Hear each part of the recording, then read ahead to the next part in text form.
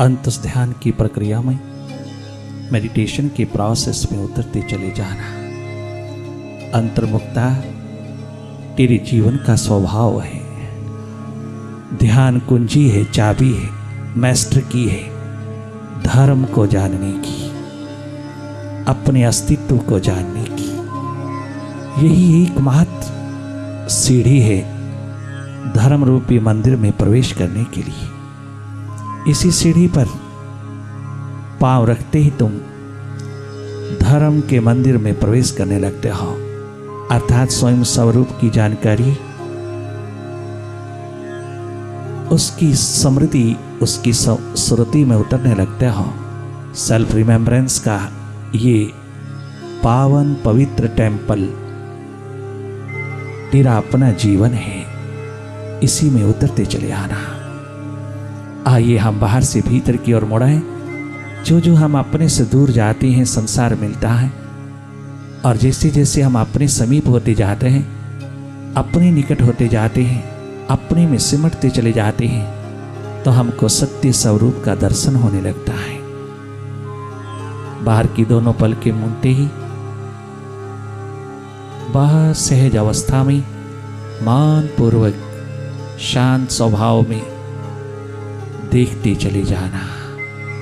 तुम भीतर का नेत्र हो जाना, स्वयं देखने वाले हो जाना, साक्षी दृष्टा होकर के देखते रहना, भीतर के साक्षी हो जाना, अपनी सुरती को संभालना, एकमात्र सहज अवस्था में जागे जागे देखते रहना भीतर की हर स्थिति को।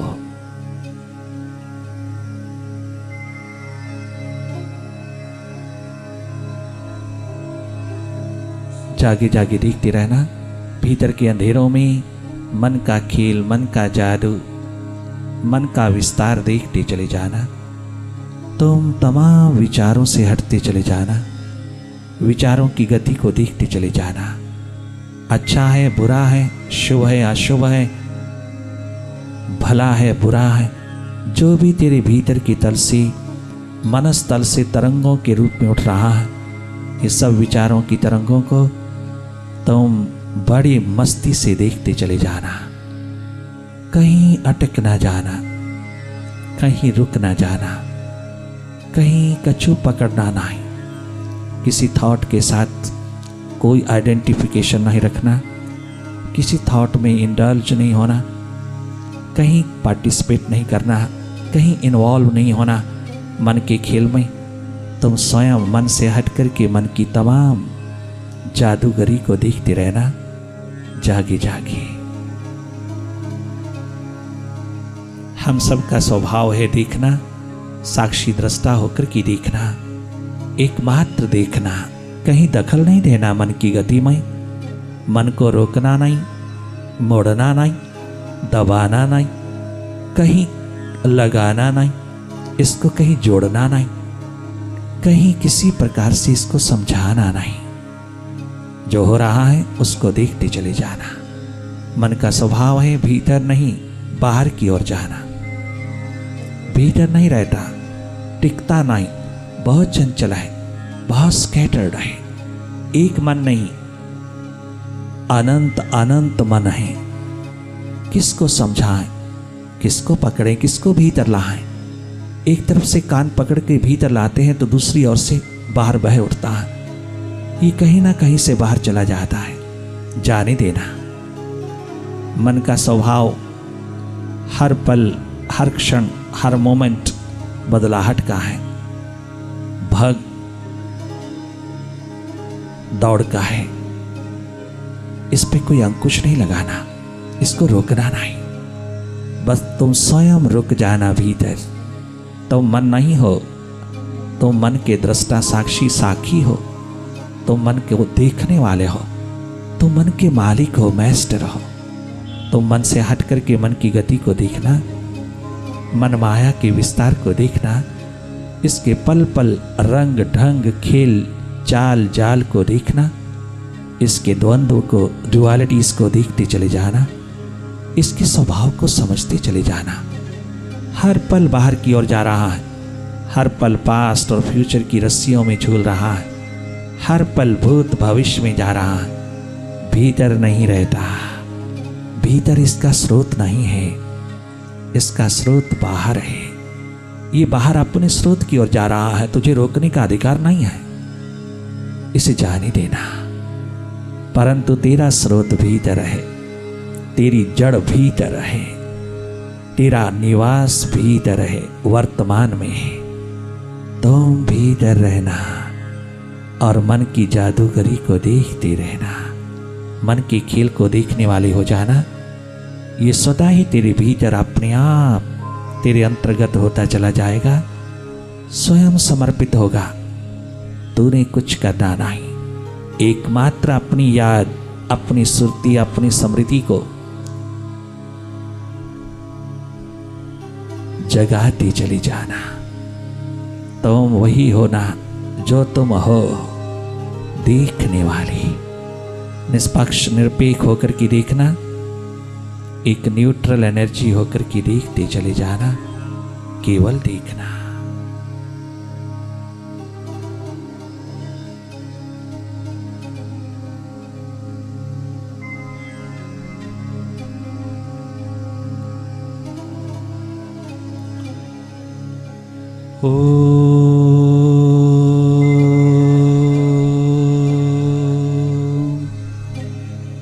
गुरुवे नमः।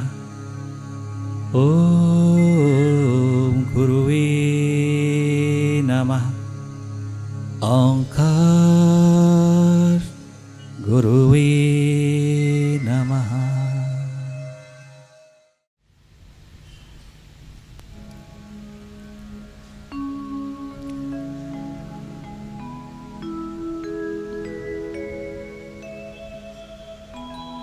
बन के मेरा हम कदम, तो साथ चल, मुर्शिद साथ चल, वाहेगुरु साथ चल, सद्गुरु साथ चल। बन के मेरा हम कदम, तो साथ चल,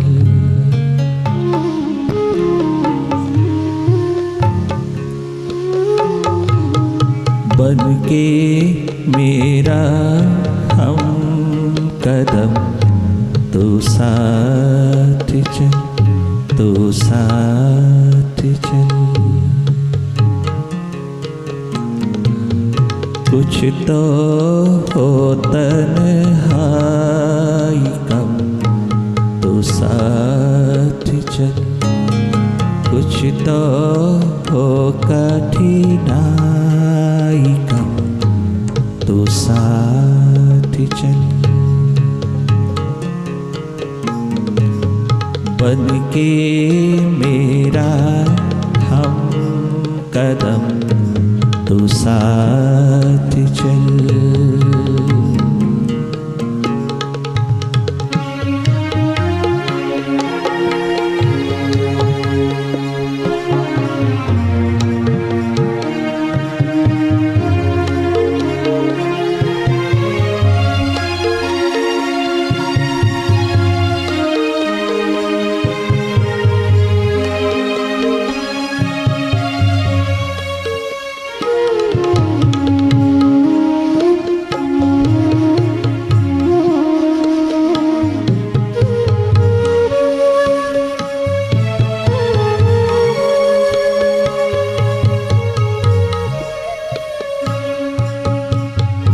भवनिधि भव सागर के पार हो जाने की प्यास, मन बुद्धि के पार होकर के अपने अस्तित्व में उतर जाने की एकमात्र प्यास, परमात्मा का अंतिम ग्रेस है, अंतिम वरदान है।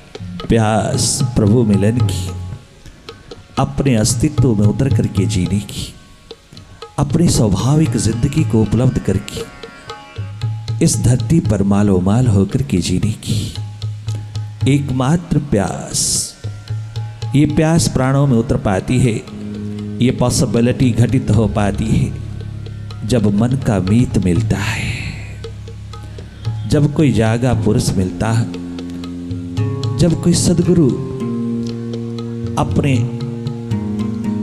शिखरों पर विराजमान होकर के किसी पे करुणा बरसाता हुआ खाई में बैठे हुओं की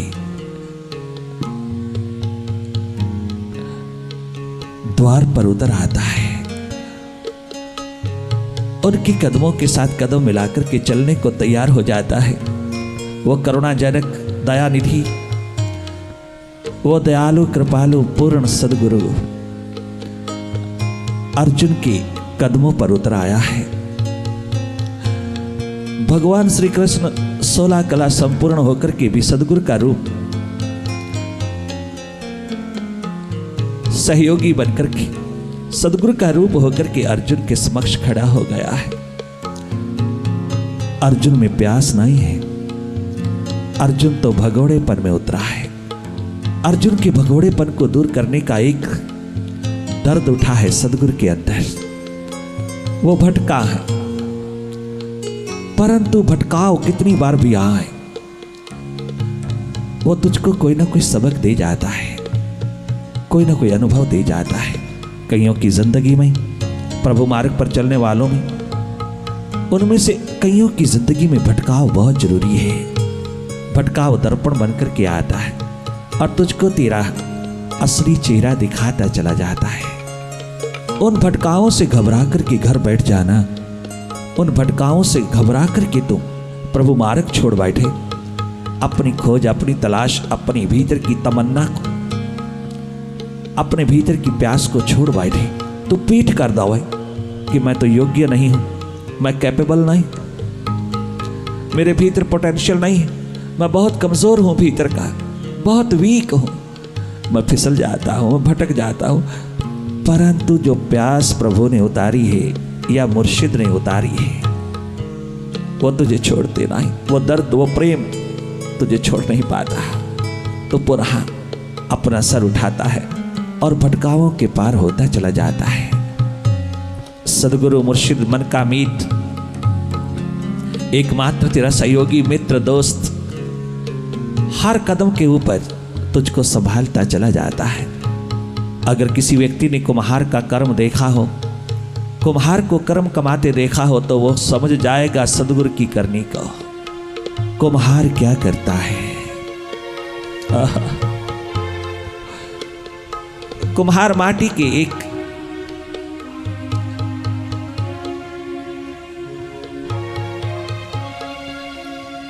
टुकड़े को अपने चाक पर चढ़ा करके उसको बर्तन बनाने में लग जाता है। वो कलाकार, वो कुम्हार क्या गजब का बर्तन तैयार करता है। कैसे करता है? पीटना शुरू करता है, माटी को पीटता चला जाता है और जो जो बर्तन बनता चला जाता है भीतर हाथ रखता है, एक हाथ भीतर रखता है और दूसरे हाथ से बाहर पीटता चला जाता है। अर्थात कठोरता और करुणा का रूप बनकर के वो एक दिन बर्तन तैयार कर देता है उस माटी से, जिसकी कीमत सारे बाजार में पड़ती है, जिसके भीतर पड़ा हुआ जल आने जाने वाले थके पथिकों प्यास बुझाता चला जाता है। वह हर एक पथिक से प्राप्त करता चला जाता है। वो ठंडा ठंडा जल उस बर्तन के अंदर से उतरा हुआ अनेकों राहियों की प्यास को बुझाता चला जाता है। कीमत पड़ जाती है उसकी, उस माटी की जो बर्तन का रूप बनकर के आया, बाजार में कीमत पड़ जाती है उसकी। कुम्हार की ये करनी, ये कृत्य बिल्कुल एक मुर्शिद का है, सद्गुरु का है। वो भी जीवन निर्माण में कठोरता करुणा का स्वरूप होकर के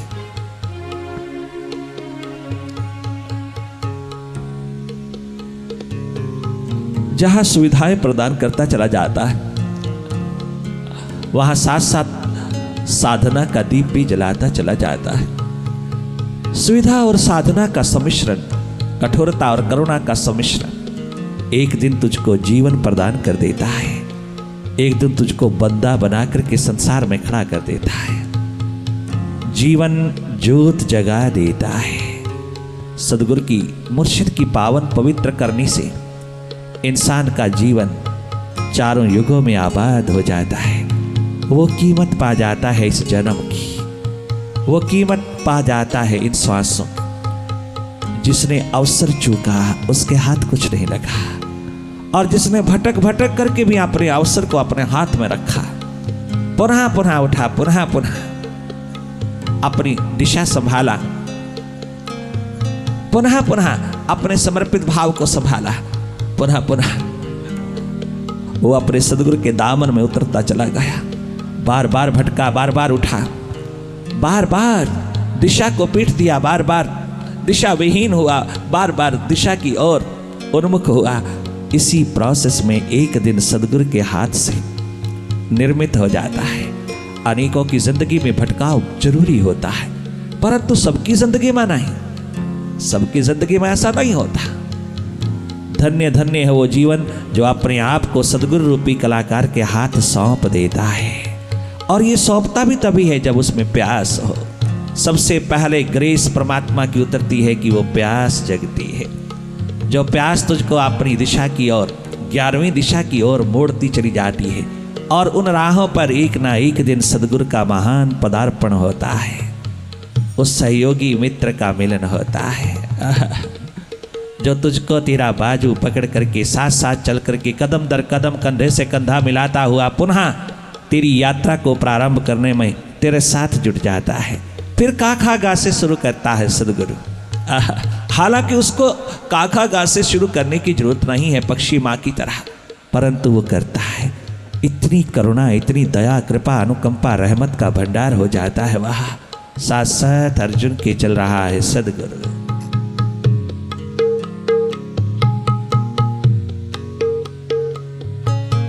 बन के मेरा हम कदम, तो साथ चल, तो साथ चल, तो साथ।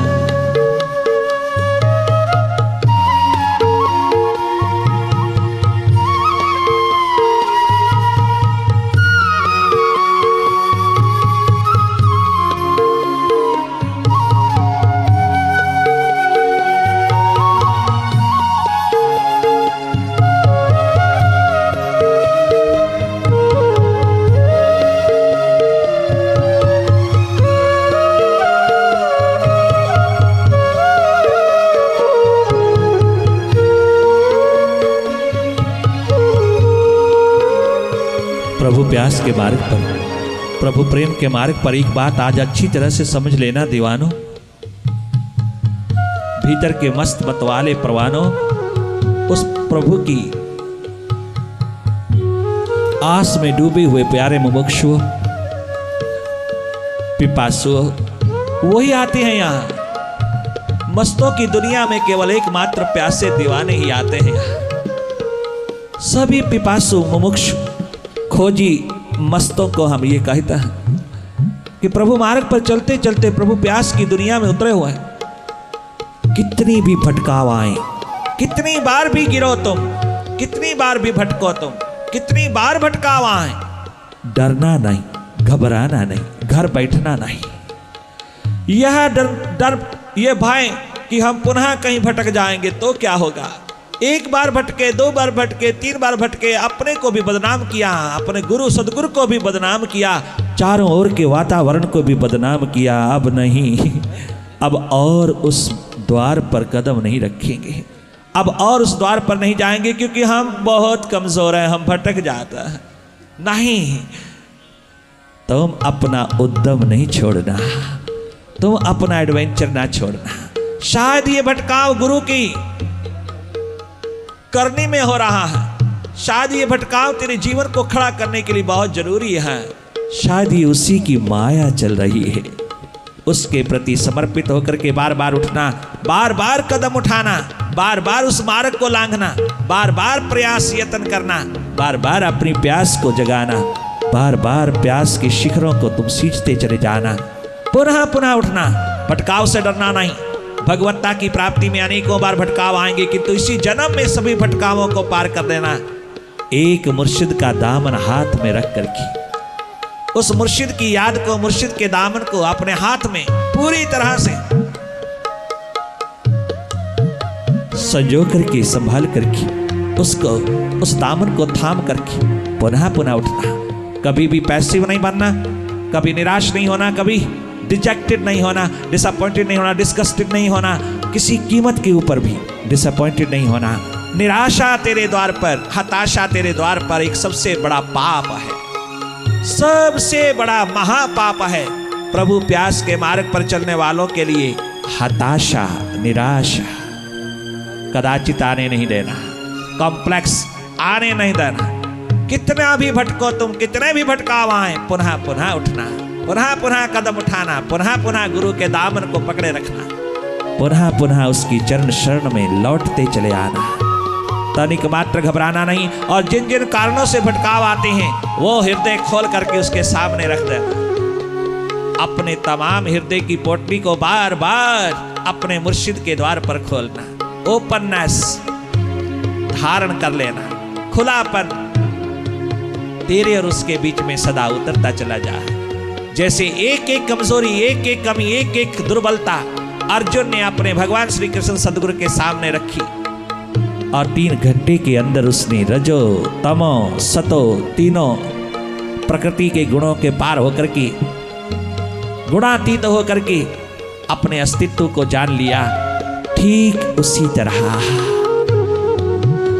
जिसने नजरों से नजरें मिलाकर के अपने मुर्शिद की सारी कमाई अपने पात्र में उड़ेल लिया, उस एक अवसर को उपलब्ध करने के लिए तू अपने भीतर को खोलते चले जाना, अपने हृदय के द्वार को खोलते रहना, मन बुद्धि के तमाम द्वारों को गुरु के द्वार पर, गुरु के समक्ष बैठ करके खोलते चले जाना। भीतर की तिजोरी, भीतर की पिटारी कभी बंद ना करना, जो जो तेरे भीतर है सब उड़ेल देना। उसको कभी मत सोचना कि प्रभु अंतर्यामी है, सदगुरु अंतर्यामी, वो सब जानता, बताने की जरूरत क्या है, ये गलत है। तेरा धर्म है बतलाना, तेरा धर्म है अपने को खाली करना।